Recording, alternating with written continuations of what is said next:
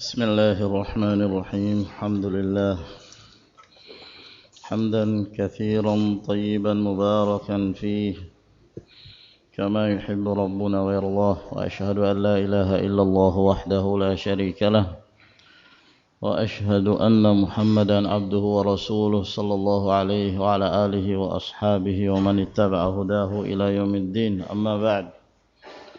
Mengapa para fuqaha selalu memulai pembahasan fikih dimulai dengan kitab taharah? Hendak ya akhi. Ya, rukun Islam yang hubungannya dengan amaliyah, yang kedua yaitu salat. Salat tidak sah kecuali dengan taharah. Nah, dan syarat sahnya salat adalah taharah. Maka syarat selalu mendahului sesuatu yang disyaratkan. Barakallahu fiik. Taharah terbagi menjadi dua bahagian. Mas, taharah terbagi menjadi dua. Apa saja? Wudu dan mandi. Khairan insyaallah. Taharah terbagi menjadi dua. Apa itu? Maknawiyah dan taharah hissiyah. Apa itu taharah maknawiyah? Ya, taharah maknawiyah ini hal-hal yang hubungannya dengan mensucikan hati dari kesyirikan, dari berbagai kotoran-kotoran, kesesatan, kedengkian, al-ghil dan yang lainnya. Sedangkan taharah hissiyah yaitu taharah yang hubungannya dengan tubuh, yang itu yang akan dibahas dalam pembahasan fikih. Sekarang kita masuk ke definisi taharah. Ibrahim, apa definisi taharah? Secara bahasa bersuci, suci dari berbagai kotoran. Secara istilah mengangkat, apa yang diangkat? Hadath. Naam. Dan menghilangkan najis, bisa dibersihkan, menghilangkan najis. Taib. Jadi yang dimaksud dengan taharah raf'ul hadath wa zawalul khabath, mengangkat hadath dan menghilangkan najis. Kita lanjutkan. Berkata al-muallif hafizahullah ta'ala, wal muradu bi irtifa'il hadath, yang dimaksud dengan mengangkat hadath izalatul wasfil mani'i. Bagi antum yang belum bisa membaca bahasa Arab, tulis dengan bahasa Indonesia, tulis terjemahannya. Izalatul wasfil mani'i minas salati, menghilangkan sifat yang mencegah seseorang dari salat. Bisti'malil ma'i fi jami'il badani, dengan menggunakan air pada seluruh badan. Jadi menghilangkan sifat yang mencegah dari salat itu. Jadi dari sini kita bedakan antara yang pertama dan kedua. Kalau yang pertama mengangkat hadath, yang kedua menghilangkan najis. Hadath itu adalah sifat yang ada pada seseorang. Jadi dia tidak berhubungan dengan sesuatu yang nampak di tubuh, tidak. Tapi itu adalah merupakan sifat yang mencegah seseorang dari melakukan salat dan yang semisalnya. Ya. Misalnya ketika seorang buang angin, kentut, tidak ada perbedaan dari keadaan dia. Ya. Hanya yang membedakan, tadi sebelum dia buang angin, dia dalam keadaan suci. Setelah dia buang angin, maka dia sudah dalam keadaan berhadath. Kalau melihat kondisinya sama, tidak ada perubahan. Ya. Tapi yang membedakan adalah sifatnya. Yang tadinya dia dalam keadaan suci, dia boleh mengerjakan sholat. Maka begitu dia buang angin, maka telah melekat padanya sebuah sifat yang tidak membolehkan baginya untuk mengerjakan salat. Itulah yang disebut hadath. Nah, jadi cara apa? Diangkat. Maka yang disebutkan mengangkat hadath. Berbeda dengan najis. Kalau najis sesuatu yang bisa dilihat, sesuatu yang bisa diketahui secara zahir. Ya, ada kotoran misalnya, kotoran manusia atau kencing, di tubuh kita, di pakaian kita, itu bisa diketahui dengan menciumnya, terasa baunya, atau melihatnya, ada tandanya, ada warnanya. Nah, ini caranya apa? Dihilangkan. Kalau ingin menjadi suci, dihilangkan. Jadi berbeda dengan hadas, diangkat. Kalau najis, dihilangkan. Nah, jadi yang dimaksud dengan mengangkat hadas, menghilangkan sifat yang mencegah dari sholat. Dengan cara apa? Menggunakan air. Airnya gimana cara menggunakannya? Fi jami'il badan, dituangkan ke seluruh tubuh. Atau istilah yang lain, mandi. In kanal hadatsu akbar, itu kalau hadatnya hadas besar, hadas akbar. Untuk mengangkat hadas besar, hadas akbar, maka harus dengan cara mandi. Harus dengan cara mandi. Seorang dalam keadaan junub harus mandi, tidak cukup dengan berwudu. Seorang setelah selesai haid, selesai nifas, mandi. In kana al-hadatsu akbar wa in kana hadatsan asghara, dan apabila hadatnya hadas kecil, yakfi mururuhu ala a'dha'il wudhu'i biniyatin, maka cukup air tersebut dilewatkan ke anggota-anggota wudu dengan niat. Jadi kalau hadas kecil, cara menghilangkannya cukup dengan berwudu. Namun kalau hadasnya hadas besar, maka harus dengan mandi. Hadas kecil seperti seorang bangun dari tidur, makan daging onta, keluar angin, buang angin, keluar salah satu dari dua jalan, depan dan belakang, yang mengharuskan dia berwudu, seperti keluarnya madhi, mengharuskan dia berwudu. Nah, adapun kalau yang keluar mani, maka yang wajib bagi dia adalah mandi karena dia berhadas besar. Jadi ini dua jenis hadas, hadas kecil dan hadas besar. Nah, jadi cara membedakannya apa? Cara membedakannya, cara mengangkatnya. Mengangkat hadas besar dengan cara mandi, mengangkat hadas kecil dengan cara berwudu. Wa in fuqidal ma aw ajaza anhu ista'mala ma yanubu anhu.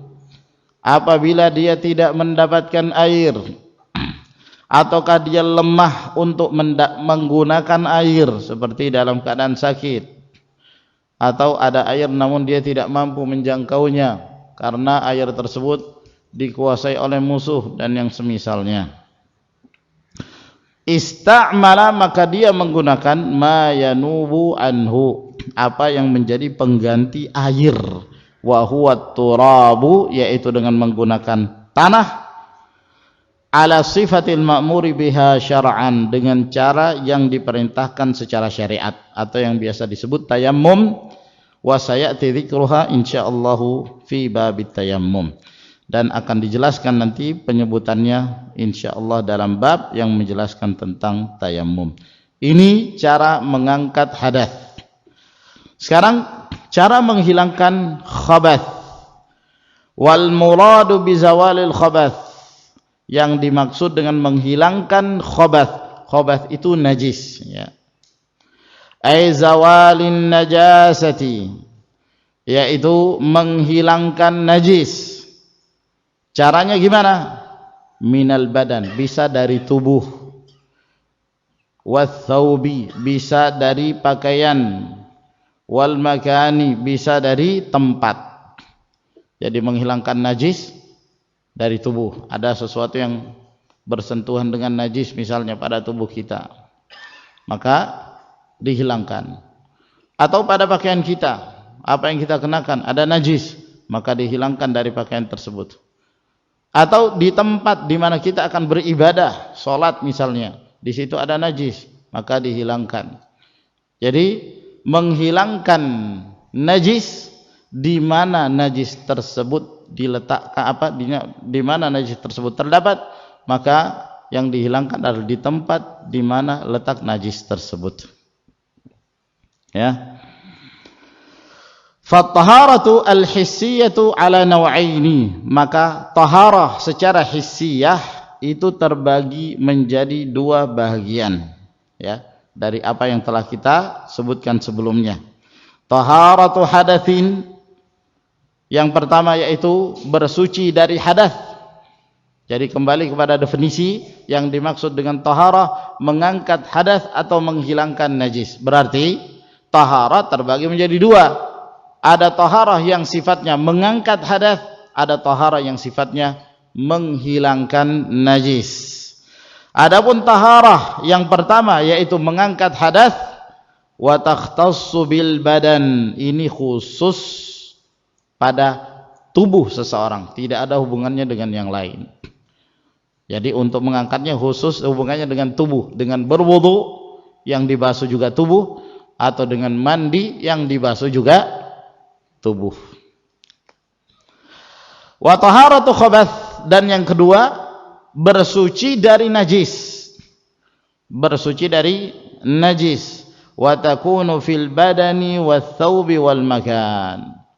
Maka terbagi menjadi tiga, membersihkan najis bisa pada tubuh, bisa pada pakaian, dan bisa pada tempat ibadah. Nah, wal hadatsu ala naw'ain, hadas terbagi menjadi dua. Hadatsun asghar, yaitu hadas yang kecil. Cara mengangkatnya dengan apa? Berwudu. Wa huwa ma yajibu bihi alwudu, yaitu yang diwajibkan padanya berwudu apabila dia hendak mengangkatnya. Wa hadatsun akbar, dan hadas yang besar, wa huwa ma yajibu bihi alghuslu, yaitu yang wajib padanya mandi. Kalau seseorang dalam keadaan junub lalu dia hanya berwudu saja, maka belum hilang sifat hadas yang ada pada dirinya, maka belum sah solat yang dia kerjakan. Apabila dia mengerjakan solat dalam keadaan dia hanya berwudu sementara dia dalam keadaan junub, harus dia mandi, harus dia mandi. Nah,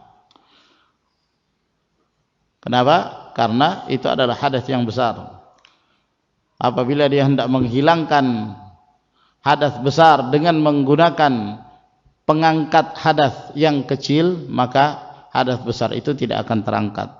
Berbeda dengan sebaliknya, apabila seorang dalam keadaan berhadas besar lalu kemudian dia mengangkatnya dengan mandi, maka hadas yang kecil pun sudah ikut terangkat menurut pendapat yang paling sahih, dan itu pendapat jumhur ulama. Wal khabathu ala thalathati anwa', adapun najis ada tiga jenis. Maksudnya cara menghilangkannya. Cara menghilangkan najis bisa dengan tiga cara. Yang ketiga cara ini masing-masing tergantung keadaan najisnya, tergantung jenis najisnya. Yang pertama, khabathun yajibu ghusluh. Ada najis yang wajib untuk dibasuh, wajib untuk dicuci, ya. Najis yang wajib untuk dibersihkan dengan air. Nah, seperti misalnya madhi, ada madhi yang keluar maka dibasuh. Nah, demikian pula al-wadi, keluar, basuh. Demikian pula ketika seorang buang air kecil dan buang air besar, yang paling afdal baginya adalah membasuh dengan air, meskipun diperbolehkan dengan cara yang lain yang nanti akan kita jelaskan, yaitu istijmar, menggunakan batu dan yang semisalnya dengan ketentuan-ketentuan yang diajarkan oleh Nabi kita sallallahu alaihi wasallam. Wa khabathun yajibu nadhuh, dan ada najis yang dihilangkannya dengan cara nadh, ar-rash, dipercikkan, tidak harus dicuci, namun cukup dipercikkan sudah cukup. Seperti misalnya kencing anak laki-laki yang kecil yang masih menyusui dan belum makan. Kencing anak laki-laki yang masih kecil, yang masih disusui, yang belum makan. Nabi SAW mengatakan yurashu min baulil ghulam wa yughsalu min baulil jariyah. Adapun air kencing anak laki-laki kecil, ya, itu dipercikkan cukup. Sedangkan wanita harus dibasuh. Wa khabathun yajibu mashuh. Ada pula najis yang wajib untuk dimasah. Cukup dimasah,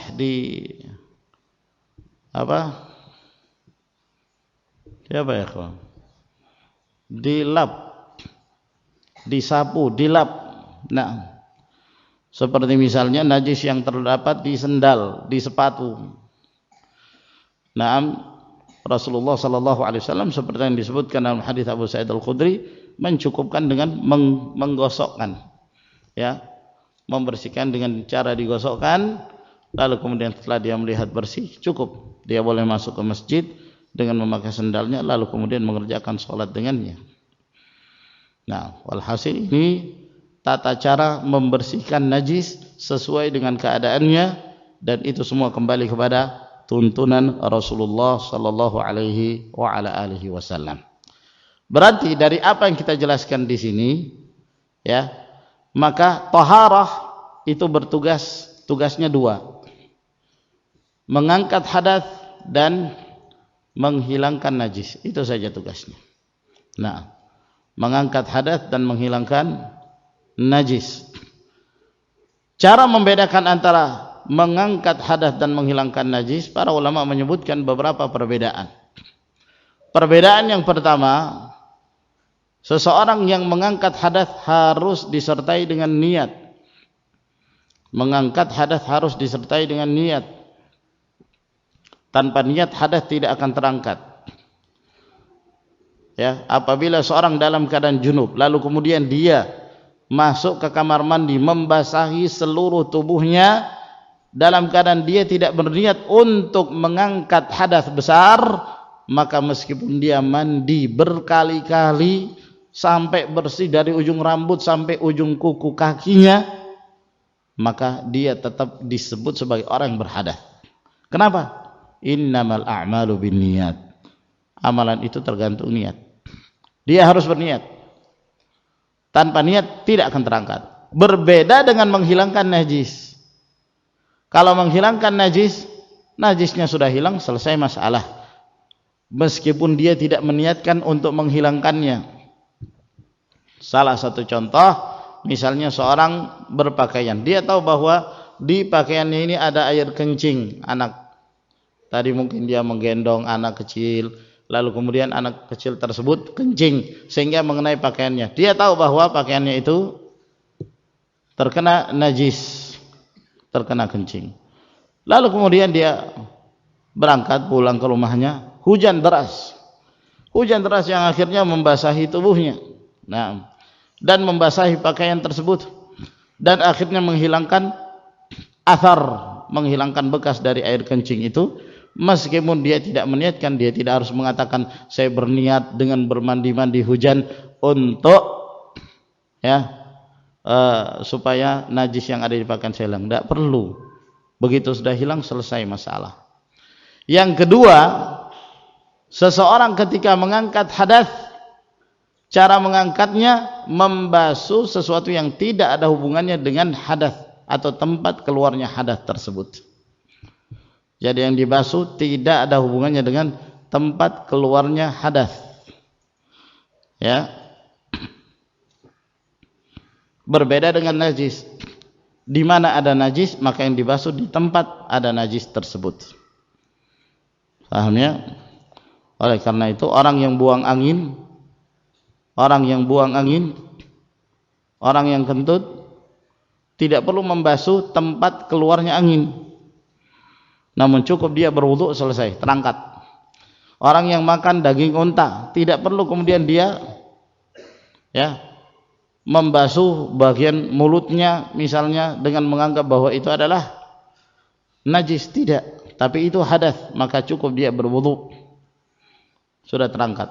Tapi najis, di mana terdapat najis maka dia harus menghilangkan, ya, merupakan tindakan yang tidak masuk akal. Najisnya di tangan, yang dibasuh kaki misalnya. Nah, di mana ada najis maka di situ dia membasuhnya. Kemudian yang ketiga, kata para ulama, bahwa ketika seorang melakukan ibadah dalam keadaan berhadas, tidak ada uzur baginya, ya, tidak ada uzur baginya ketika dia melakukannya disebabkan karena lupa atau lalai. Berbeda dengan seorang yang melakukan ibadah sementara pada tubuhnya atau pada pakaiannya ada najis, maka dia diberi uzur karena dia tidak mengetahui. Seorang yang beribadah dalam keadaan junub, lupa kalau dia dalam keadaan junub, naam, sehingga dia mengerjakan sholat subuh. Setelah sholat subuh baru dia sadar, ternyata tadi dia belum mandi, maka dia harus mandi dan dia harus mengulangi sholatnya, sebab sholat yang dikerjakan dalam keadaan junub tidak sah. Berbeda dengan seorang yang mengerjakan sholat sementara pada pakaiannya ada najis, namun dia lupa. Kapan dia mengingat? Setelah selesai sholat. Setelah selesai sholat baru dia mengetahui bahwa ternyata ada najis. Ini tidak mengapa, sholatnya sah, sebagaimana yang difahami dari hadis Abu Sa'id Al-Khudri radhiyallahu taala anhu, tatkala Rasulullah sallallahu alaihi wasallam salat memakai sendal dan beliau melepaskan sendalnya disebabkan karena pada sendal beliau terdapat najis. Jadi ini akhwan beberapa cara untuk membedakan antara hadas dan najis. Wallahu taala alam bisawab. Insyaallah kita lanjutkan pada pertemuan yang berikutnya. Wa akhiru da'wana alhamdulillahirabbil alamin. Tafadhalu hafizakumullah.